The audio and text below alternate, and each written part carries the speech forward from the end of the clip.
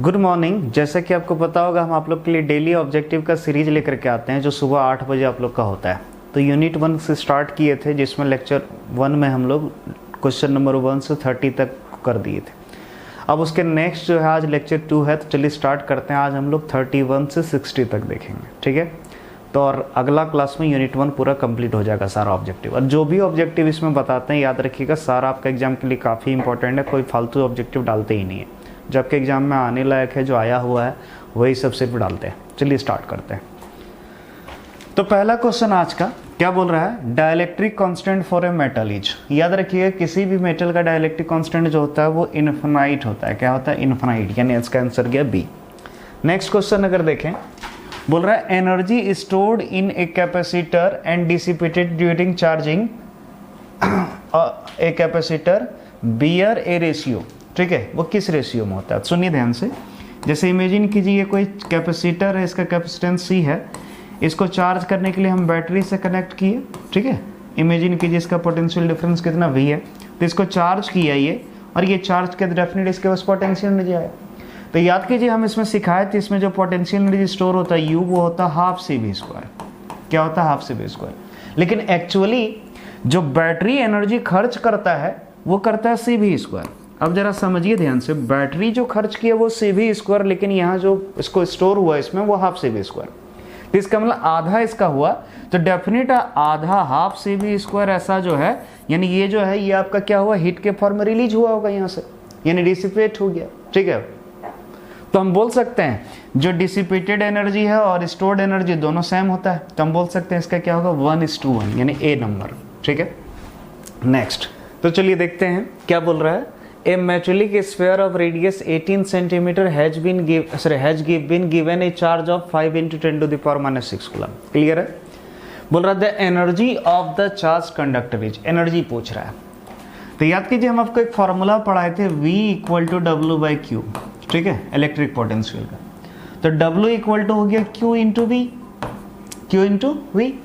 अगर हम बात करें W मतलब क्या, वर्क, तो वर्क ही तो एनर्जी होता है। तो बोलो इसके जगह U लिख सकते हैं, U = हो गया Q × V। फॉर्मूला है, याद रखिएगा। ठीक है, पोटेंशियल एनर्जी निकालने का या फिर एनर्जी निकालने का, Q × V, charge into potential difference. ठीक है, तो जरा ध्यान से देखो।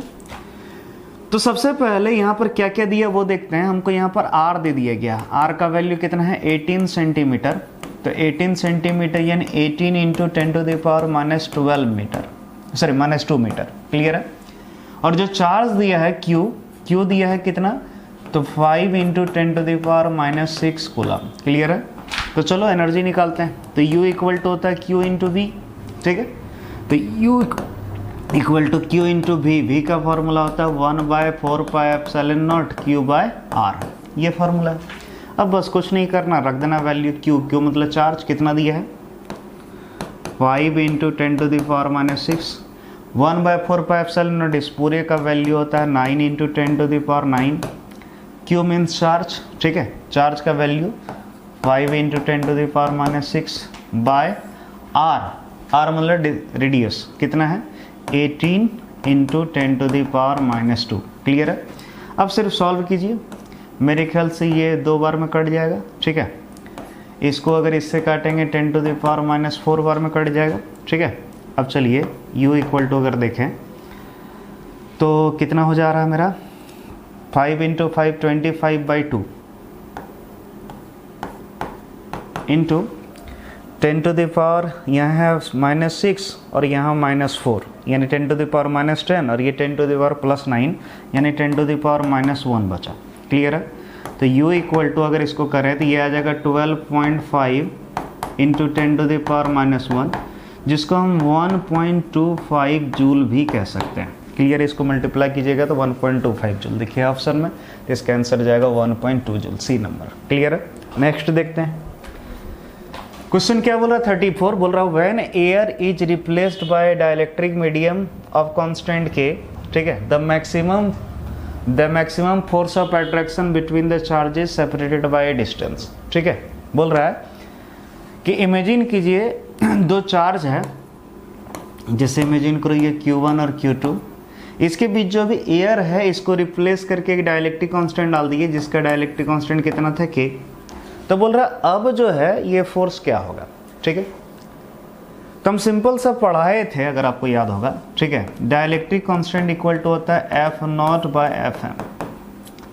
तो फोर्स इन मीडियम क्या होता है, ध्यान से देखिए, एफ नॉट बाय के, इसको इधर ले गए तो साफ साफ दिख रहा है कि अगर डाइलेक्ट्रिक कांस्टेंट डालेंगे तो F M equal to F naught into K पर पावर -1 भी बोल सकते हैं, ठीक है, ऊपर ले गए।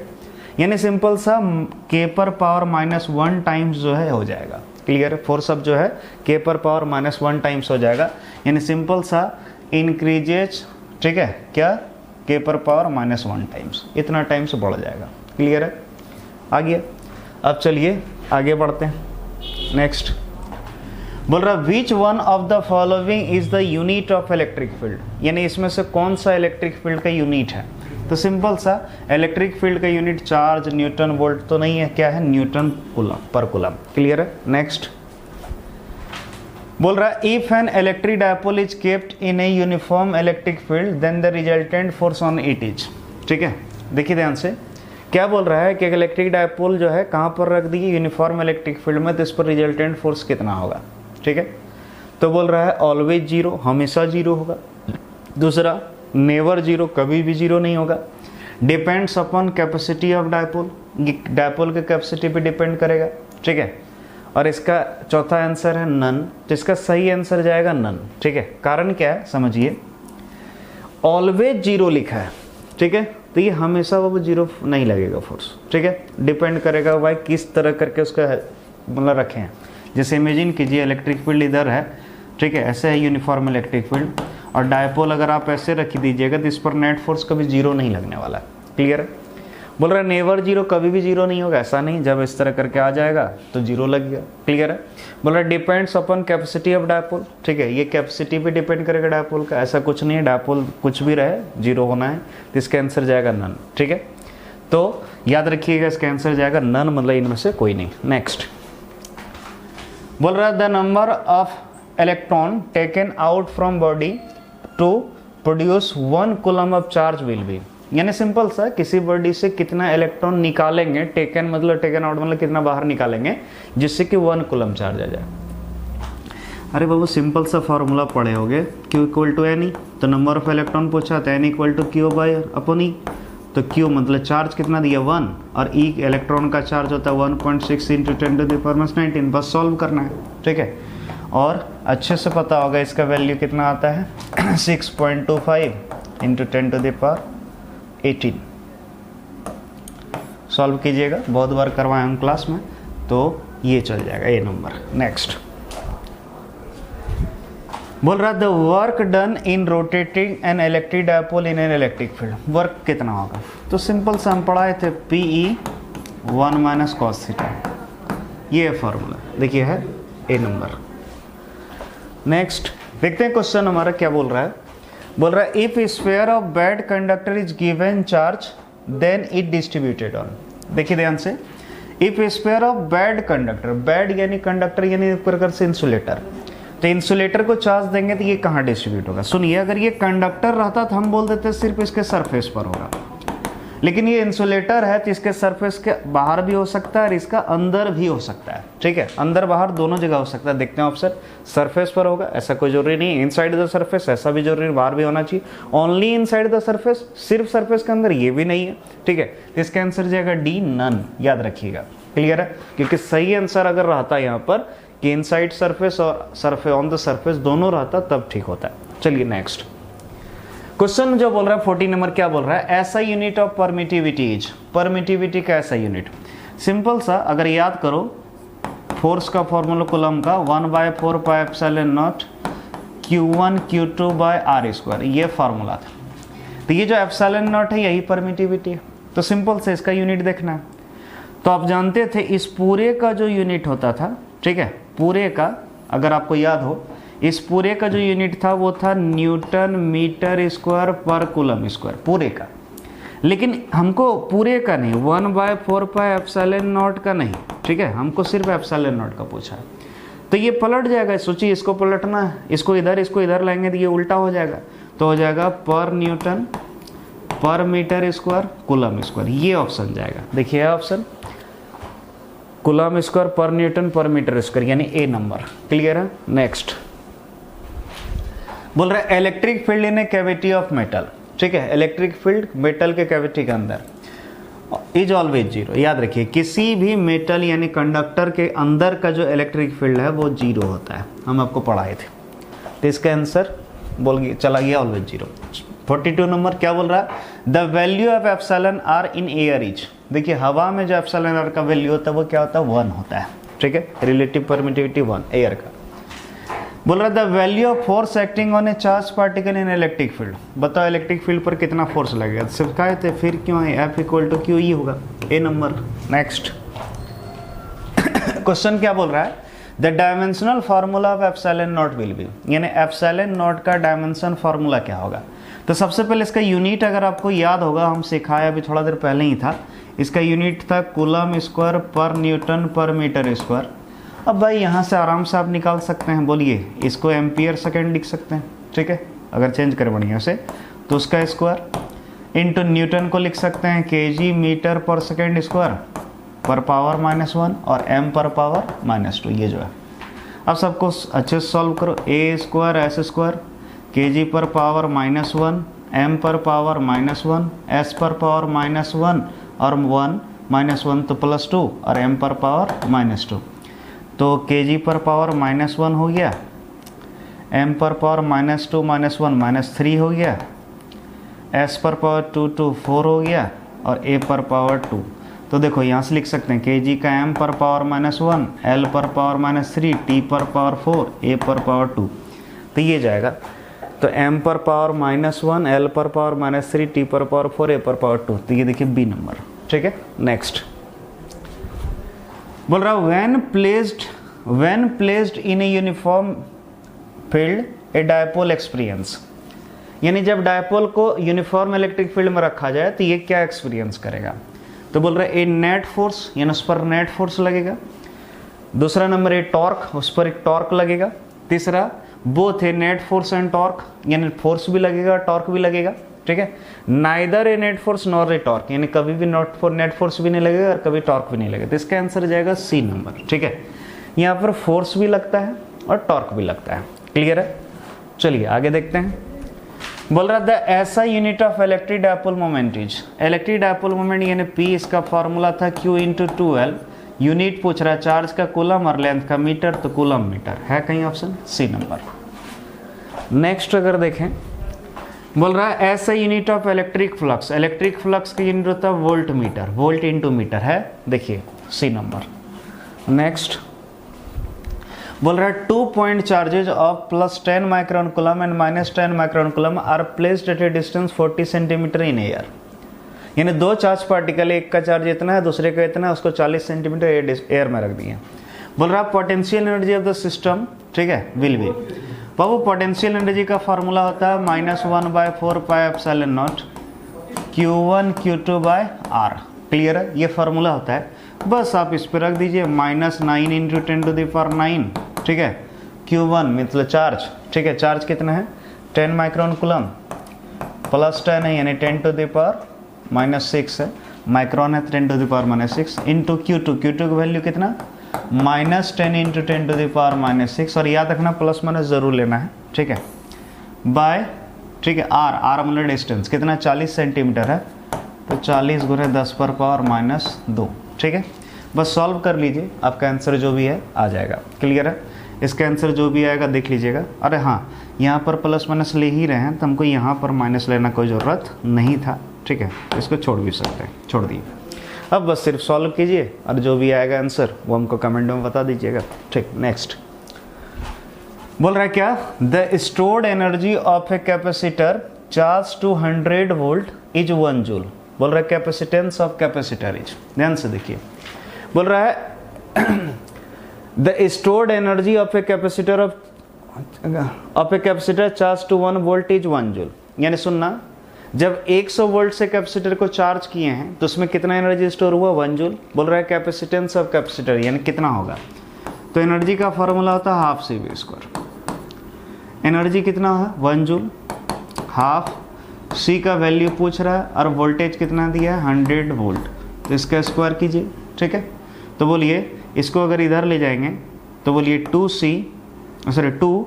इक्वल टू सी इंटू कितना 10,000, तो बोलिए C इक्वल टू कितना 2/10,000, ठीक है। अब इसको करेंगे तो हम इसको ऐसे भी लिख सकते हैं 2 इंटू 10⁻⁻4 फराड, इसको ऊपर ले जाएंगे 10⁻⁻4। देखिए बी नंबर। नेक्स्ट बोल रहा है in the figure given below the equivalent capacitance between A and B is, ठीक है। ये जो फिगर दिया है इस फिगर में ए और बी के बीच कैपेसिटेंस कितना होगा, यानी इसके बीच कैपेसिटेंस क्या होगा पूछ रहा है। क्लियर है? तो बाबू सिंपल सा इसका डायग्राम देखो,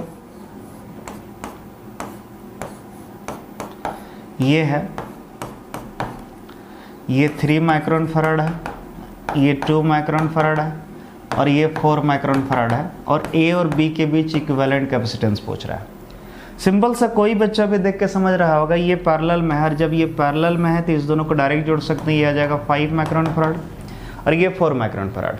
5 और 4 किस में सीरीज में आ गया, और सीरीज में इक्विवेलेंट कैपेसिटेंस निकालने के लिए दोनों को मल्टीप्लाई करेंगे 5 इंटू 4 और फिर दोनों को ऐड कर देंगे नीचे 5 + 4, यानी सिंपल से 20/9 माइक्रोन फराड। आंसर 20/9 है, देखिए ए नंबर। नेक्स्ट बोल रहा है which of the following value of n is not possible in relation q equal to n, यानी q इक्वल टू एन जो रिलेशन है इसमें n का वैल्यू कौन सा पॉसिबल नहीं है। तो सिंपल सा हम बताए थे n का वैल्यू जो है हमेशा इंटीजर लेना है, अगर इंटीजर में जो रहेगा तो उसका वैल्यू पॉसिबल है, लेकिन कोई फ्रैक्शन में रहेगा यानी पॉइंट वगैरह में रहेगा या फ्रैक्शन में रहेगा तो उसका पॉसिबल नहीं है। तो देखिए ये पॉसिबल है, ये पॉसिबल है क्योंकि इंटीजर है, लेकिन ये फ्रैक्शन में तो ये पॉसिबल नहीं है, इसका आंसर ये सी। नेक्स्ट बोल रहा है relative permittivity of a medium, यानी एप्सिलॉन आर का वैल्यू पूछ रहा है। तो एप्सिलॉन आर बराबर हम सिखाए थे epsilon M by epsilon naught. Clear है? देखिए है ए नंबर। तो बोलिएगा सर एप्सिलॉन एम, तो मीडियम का यहाँ परमिटिविटी सिर्फ एप्सिलॉन माना है, उससे कोई दिक्कत नहीं है। नेक्स्ट बोल रहा है surface density of charge is equal to, यानी सरफेस चार्ज डेंसिटी पूछ रहा है। सरफेस चार्ज डेंसिटी होता है चार्ज पर यूनिट एरिया, ठीक है। तो इसका बी नंबर देखिए total charge by total area, B number. Next क्या बोल रहा है the unit of intensity of electric field है, ठीक है, एज। बोल रहा है unit of intensity of electric field, यानी इलेक्ट्रिक फील्ड इंटेंसिटी का यूनिट क्या है। तो इलेक्ट्रिक फील्ड इंटेंसिटी का यूनिट होता है न्यूटन पर कूलम, डी नंबर। नेक्स्ट बोल रहा है 1 वोल्ट इज इक्वल टू, ठीक है। तो याद रखना 1 वोल्ट इक्वल टू होता है 1 जूल पर कूलम। याद रखिए वोल्ट को ही तो जूल पर कूलम कहते हैं। तो देखिए ये, और देखिए कितना आसान क्वेश्चन है, ये सब एग्जाम में आया गया है, क्वेश्चन पूछा जा चुका है, इंपॉर्टेंट है।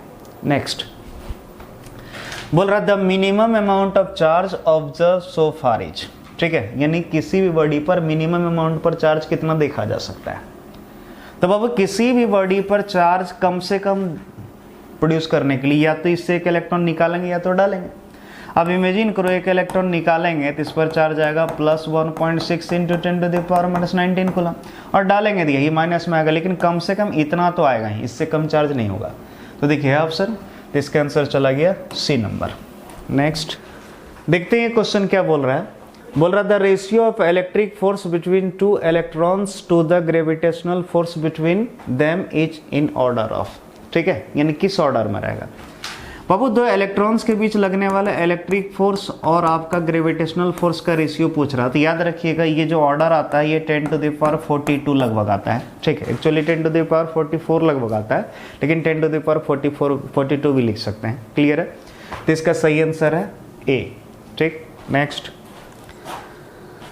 अगर देखें इस क्वेश्चन को, बोल रहा है charge on 1 proton in coulomb is, यानी एक प्रोटॉन पे चार्ज कूलम में कितना होगा। सिंपल से यार 1.6 × 10⁻⁻19 कूलम, एक प्रोटॉन का चार्ज इतना ही होता है, ठीक है, पॉजिटिव में होता है। तो देखिए 1.6 × 10⁻⁻19 ये चला गया। नेक्स्ट क्या बोल रहा है the dielectric constant of water is, water का डाइलेक्ट्रिक कांस्टेंट होता है 80, ठीक है, ये गया। नेक्स्ट अगर देखें क्या बोल रहा है द वैल्यू ऑफ 1/4πε0 इज, याद करो 1/4πε0 का वैल्यू हम पढ़ाए थे 9 × 10⁹ न्यूटन मीटर स्क्वायर पर कूलम स्क्वायर। क्लियर है? ये तो देखिए 9 इंटू 10⁹9 न्यूटन मीटर स्क्वायर पर कूलम स्क्वायर, इसका आंसर गया ये नंबर। ठीक है, तो चलिए आज के लिए इतना ही रहने देते हैं, अगला दिन फिर इसका पूरा कंप्लीट करा देंगे। ठीक है, चलिए आज के लिए इतना ही, थैंक यू।